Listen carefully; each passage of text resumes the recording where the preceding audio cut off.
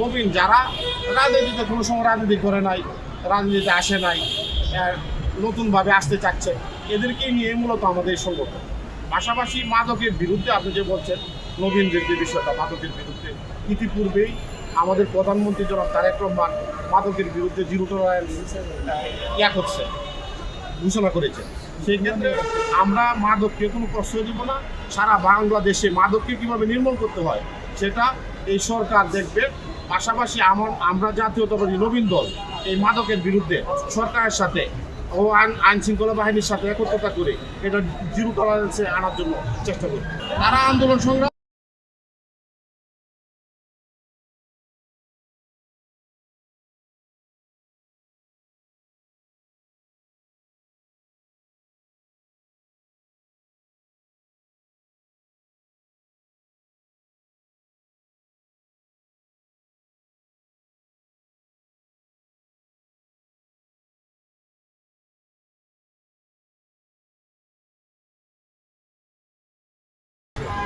BNP আসলেই তারা একটা তেলমারা রাজনীতি করে, পাশাপাশি একটা লেয়াজু ভিত্তিক রাজনীতি করে।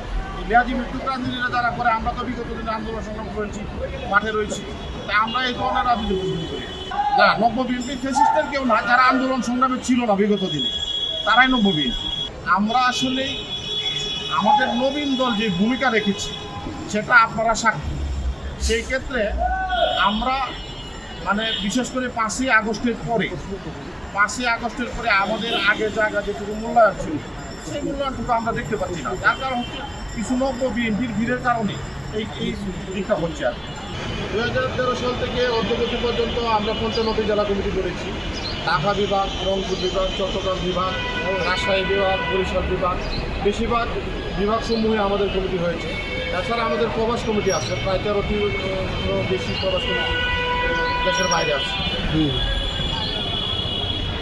আমরা যখন এই প্রেস ক্লাবে প্রোগ্রাম করি, এই প্রেস ক্লাবের বাইরে যখন আমরা প্রোগ্রাম করি, তখন আসলে বিএনপির অন্যান্য অঙ্গ সংগঠনের নেতৃবৃন্দ এই প্রেস ক্লাবের সামনে ব্যানার ধরতে ভয় পেত।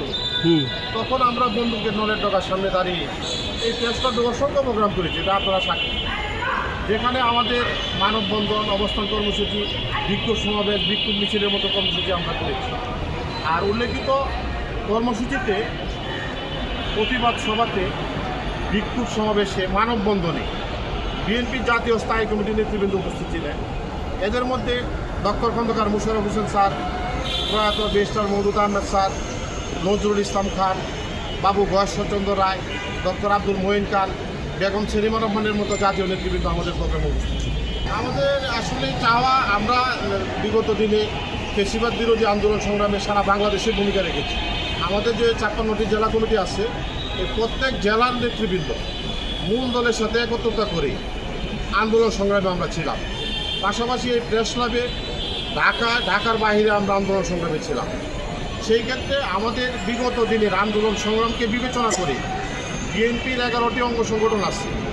এর মধ্যে আমি আমাদের চেয়ারম্যান মহোদয়ের কাছে, মাননীয় প্রধানমন্ত্রীর কাছে আমাদের একটা দাবি, সেটা হচ্ছে জাতীয়তাবাদী নবীন দলের প্রাণের দাবি, আমাদেরকে যেন 11টি অঙ্গ সংগঠনের মধ্যে আমাদেরকে যেন একটা অঙ্গ সংগঠন হিসেবে স্বীকৃতি প্রদান করা। এরা তো আসলেই 24-এর পরে আসছে, যদিও আমাদের একটা পুরাতন সংগঠন, তারপরেও বিগত দিনে আন্দোলন সংগ্রামে বিএনপি ছিল 17 বছর।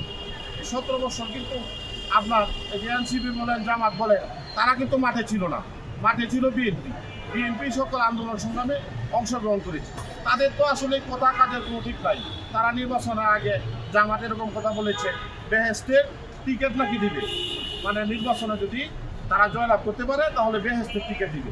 এই ধরনের কথাবার্তাও তারা ইতিমধ্যে তারা বলেছে। আপনি যে বললেন যে আপনার দলের আত্মপ্রকাশ হয়েছে 2013 সালে, তো বিগত সরকারের সময় আপনারা আন্দোলন সংগ্রাম করেছেন, তখন কি কোনো গুম খুন বা এরকম কোনো কিছু শিকার হয়েছিল? আসলেই আমি নিজেও একাধিকবার আহত হয়েছি। এর মধ্যে আমি একবার হবিগঞ্জে গিয়েছিলাম, তখন আমাদের স্থায়ী কমিটির সদস্য ডক্টর খন্দকার মোশাররফ হোসেন স্যার প্রধান অতিথি ছিলেন ওই প্রোগ্রামে। আমি ওনার সাথে জয়নুল আবেদিন ফারুক সাহেব গিয়েছিলেন, আমি ওনার সাথে গিয়েছিলাম। যখন সমাবেশ শুরু হয় তখন দুই দিক থেকেই পুলিশের গুলি আর কি আর সেলে আমরা তখন এখানে আহত হই, কোনো রকম প্রাণে বেঁচে আসছি, আমরা তখন বেঁচে আসছি। এছাড়া শহীদ রাষ্ট্রপতি জিয়ার মাজারে আমরা ফুল দিতে গিয়ে প্রতিষ্ঠা বার্ষিকীতে আমরা আহত হয়েছি। আমাদের নবীন দলের অনেক নেতাকর্মী আহত হয়েছে, গুলিবিদ্ধ হয়েছে।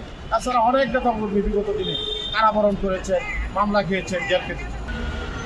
ডিসেম্বরে আসলে শেখ হাসিনা দেশে ফিরবেন এটা মানে অবাস্তব, কারণ হাস্যকর।